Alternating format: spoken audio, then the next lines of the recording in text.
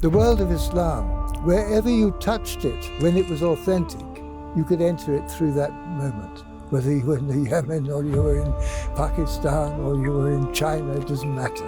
Music is the highest of the arts, and it's also the most dangerous of the arts. And if it goes up, it is the highest. If it goes down, it can take you into the pit of hell. Every musical form in the world of Islam derives its inspiration from Tajweed, from the recitation of the Holy Quran.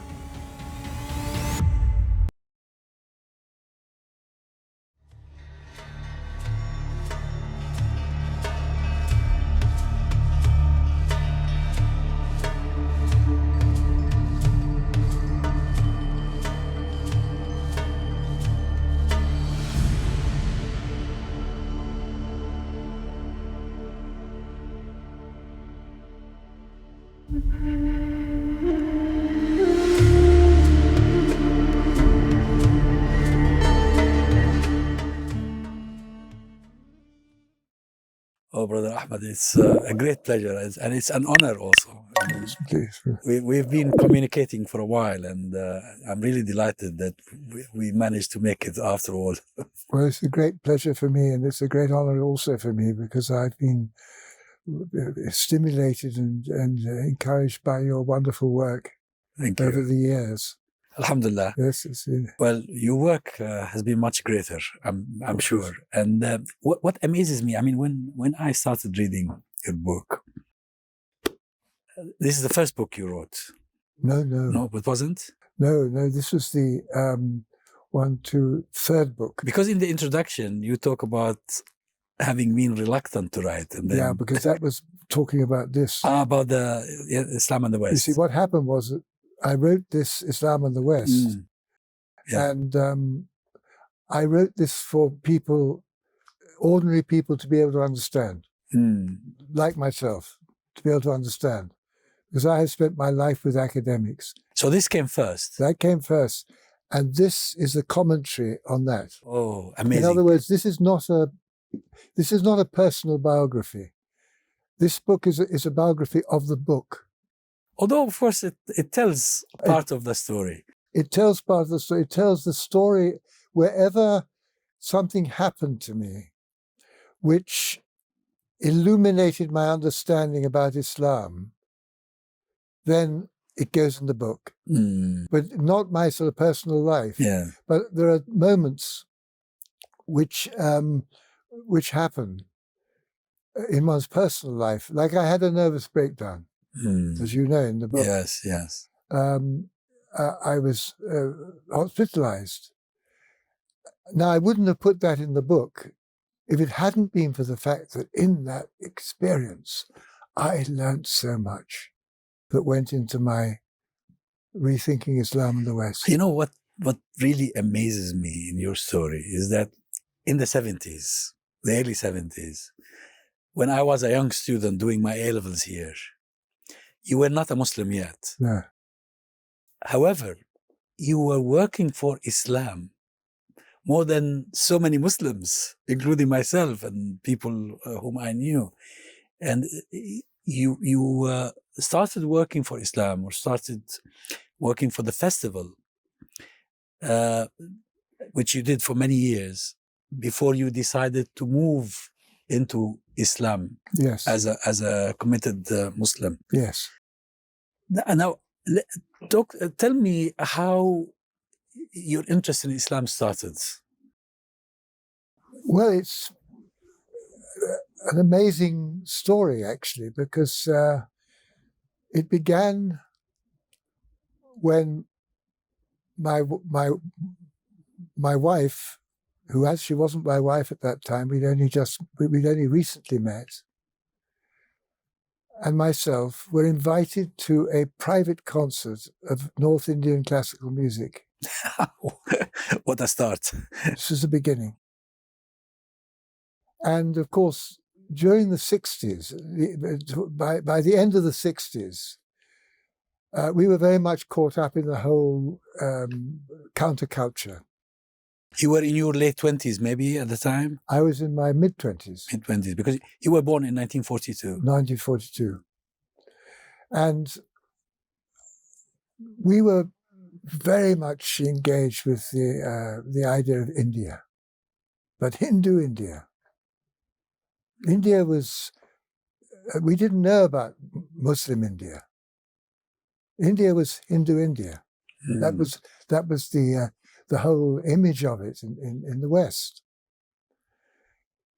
And so we went to this concert, and it was an extraordinary thing because we were dressed, I was a hippie. My hair was flowing down and I was dressed like a... And in the first half of the concert, there were these two Sikh singers. And in the second half, we'd actually been introduced to the main musician who came from Delhi and who wasn't a Hindu, who was a Muslim. His name was Mahmud Mirza, Ustad Mahmud Mirza. And we were in the long line being introduced to him by the friend who had invited us to the concert. We came up to this man, and of course we were awestruck with anything Indian. Awestruck at that time. And so we met him and said hello, and then we left and went, and the first part of the concert took place. And then a very aggressive gentleman came up to us and said, "What are you doing here?" Because we were dressed as hippies, you see. He said, "You shouldn't be here." And he kicked us out. Why? It's supposed to be for Indians only? No, it was, we were hippies. And they didn't want the hippies in there. But that was a la mode at the time, wasn't No, it? no way. This is a very high-class home. Oh. House. It was a private house. Anyway, he got rid of us. So we went round to the pub round the corner. And then Mahmud came and performed.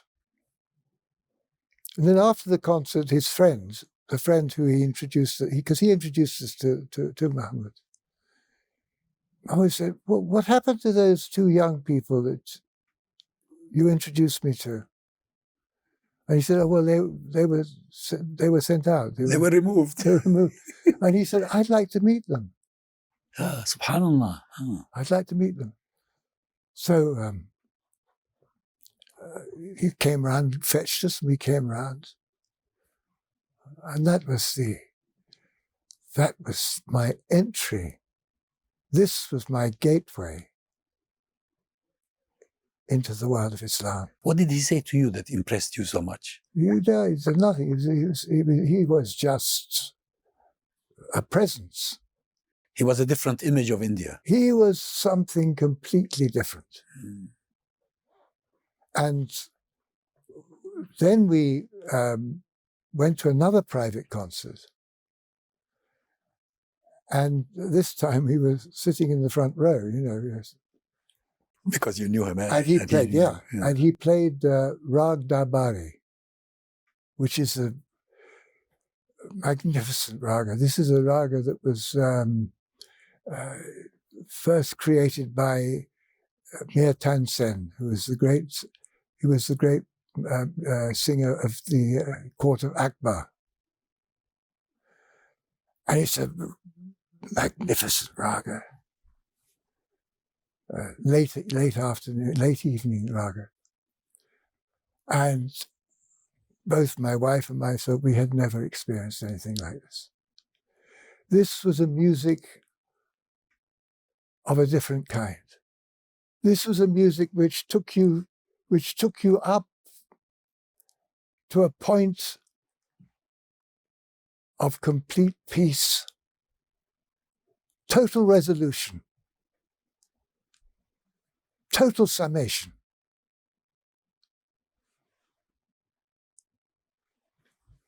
Incredible. It goes straight into your heart. And we were open.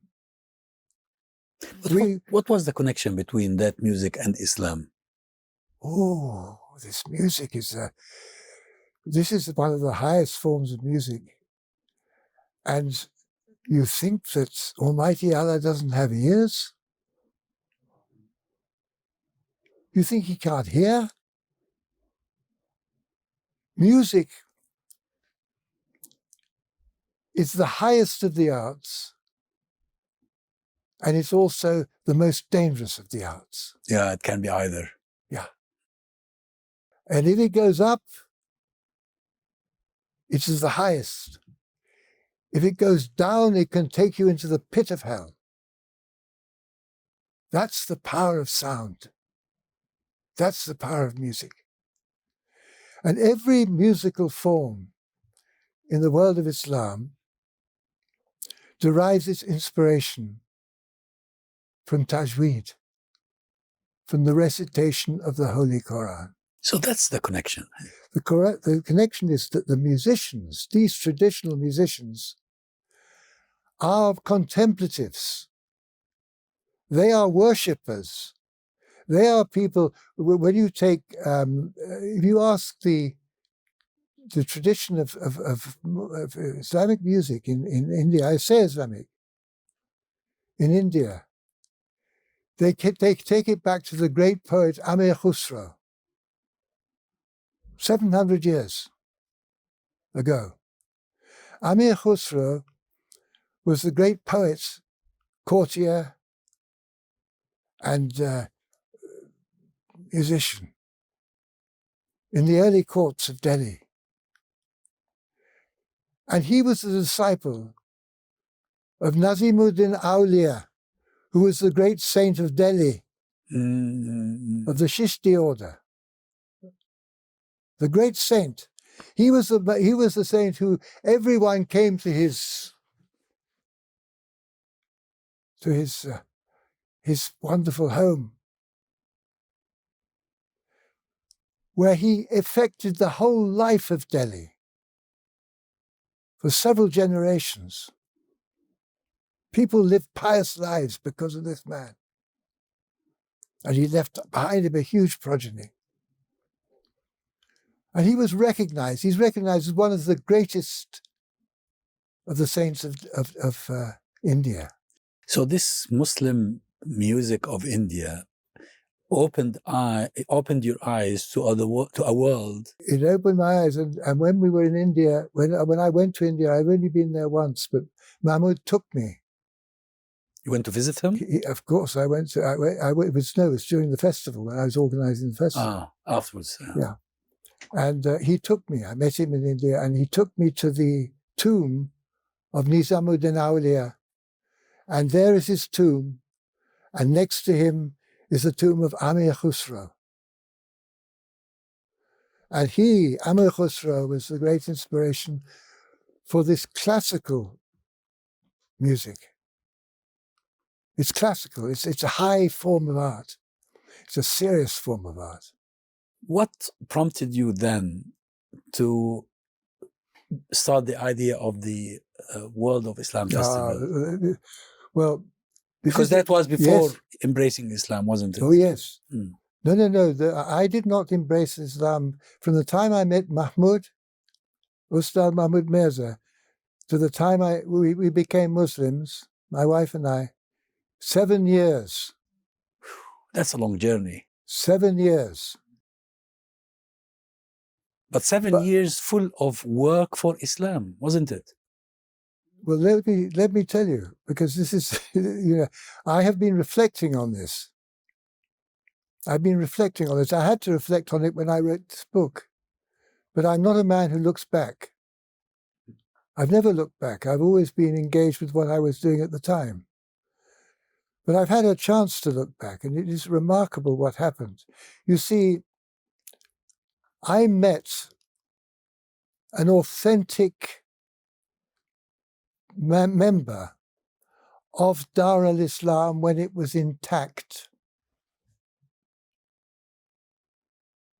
When the world of Islam was fully functioning. A world in which Ibn Battuta could travel from Morocco to China, and he was in one world. A world in which wherever he went, he could speak to the scholars in his own in Arabic. So Ibn Battuta played a role. Of course, but let me tell you, that world that I entered with Mahmoud because he was a living practitioner of a living tradition that was completely intact. Despite colonialism. Despite everything. Important because of colonialism. The British weren't interested in this jangly, jingly Indian music. They liked their own music. They left it alone. It could continue on. It wasn't corrupted. It wasn't corrupted. That was the difference. It's been totally corrupted now, of course, in the last 50 years. But at that point in time, it was absolutely intact. And we met a living master of that tradition. Ustaz Mahmoud. Can you imagine? And we spent 2 years. I spent 2 years. Within a few months, he had me back like an Englishman. My hair had gone. The kaftans had gone. The hippie thing was a thing of the past. And I describe in my book, it was like he took me out of a stormy sea in which I was drowning. And he took me out of that, shook me off, and placed me on solid ground. Normalcy. With a mission. Normal.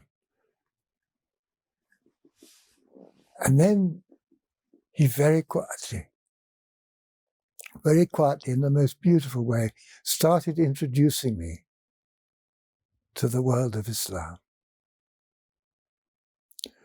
For 2 years, my whole life and my wife's life, it was his music. We became completely enveloped in it, not as a disciple of learning it. She learned something of it, but not me. I was organizing. I went to America and organized a concert tour. For him? For him, from Washington through to Boston. And I was living in the experience of that world. Because the world of Islam, wherever you touched it, when it was authentic, you could enter it through that moment, through that point. Whether you were in the Yemen or you were in Pakistan or you were in China, it doesn't matter. The whole thing was contained within that segment. So that 2 years was our immersion in what was authentic, what was true. Then, because I was an organizer, and because I was very curious, we were. I have to go back to tell you that I was the last generation to be educated for empire. Yeah, I read that in the book. Yeah, I came from that privileged class. Yeah. And to cut a long story short, I was educated up to the age of 18. And I came out of my education in 1960. Fully educated to become some functionary within the British Empire. There's only one problem. There wasn't any empire. It had gone. It had gone. So what happened to me during the 60s was that because I was involved in the arts, because I love theatre, the one thing that I loved when I was at my public school was the theatre. I was a good actor, actually. I was doing very well. And I played in Hamlet, and I played Dr. Faustus, very important modern plays, which show the whole nature of the modern world. And so I went to drama school. And I happened to go to the drama school that was the absolute fulcrum of the modern movement, look back in anger, the whole eruption of the destruction of the empire, of the destruction of the establishment, of the church, of fury, because with the break of empire, the lower world, which had been so exploited, our working classes and things have been so exploited that you got the intellectuals actually breaking the establishment, because the establishment was now weak, the empire was failing, our whole world was collapsing. So I went through a period when I went from there, then I went into the modern art world, and then finally we gave up on everything and we became hippies. But during that period, I went through a complete transformation in terms of my understanding, because as a child of empire, I was taught exactly what the Victorians had been taught. What the famous Macaulay, who created the education system for India, said, the English are the greatest and highest civilization the world has ever known. As if there is nothing in existence. It's the summit. Mm. And I believed that. I was educated into understanding that completely. I understood it from inside. That was natural. We weren't showy about it, not like the French. We also, no. We English were very modest about it. We were modest about the fact that we were, but we knew perfectly well we were. That was so deeply ingrained in us. Mm. And then, throughout the 60s, all of that was demolished. Created a vacuum. Right, absolutely. That's exactly it. It was a period of negativity. You were literally seeing through it. It was a period of huge education. In 1963, the film, The Battle for Algiers. Do you know that film? Did you see that? Yes. That film was we had never even seen the Arabs as being anything, because we had been absolutely schooled in the whole Zionist vision which was very powerfully presented in the 50s and 60s. Looking down upon them, upon the Arabs. Oh, the Arabs were nothing. Mm. They were the worst. And that film, suddenly, and we were ready for it, we saw the other side. We saw them as being the humans. And we saw the monstrosity of the French, what the French were capable of doing. And this was done by an Italian filmmaker. And so this was a huge education. India, we had been taught, was the white man's burden. That was the education. And then we started discovering. And Muslim India, that didn't come into the story yet. It was totally absent. Totally absent. It was Hindu India.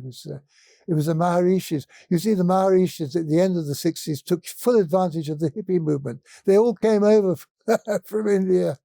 I remember that Maharishi with the Rolls Royces. Oh my God! You had these big pop concerts with millions of, literally, 500,000 people, and then you got these gurus coming on and chanting with these 1 million people, with George Harrison and the Beatles, and oh la la, what a thing! And it's funny that such things are usually celebrated in the West. Yeah, the celebrates also. My dear, because they're empty. My period in the 60s, when I had my art gallery of modern art, I'm celebrated through that. Nobody knows about my work on Islam, but they know about my work on the my art gallery. There's a book about there's a book that's come out about the group that we had at the end of the 60s. When I had my long hair, we had this big art group doing happenings, doing crazy things, doing mad, crazy things. You're mentioned in the book? Of course I'm mentioned in the book. So you were a prominent figure in the hippie movement. I was quite prominent in the 60s, but the point was that this was a period when literally you were seeking a way out. Mm. Well, probably many hippies became hippies because they were looking for something. Of course they were looking for that. The world was looking very empty. Our society was looking very drab, very empty.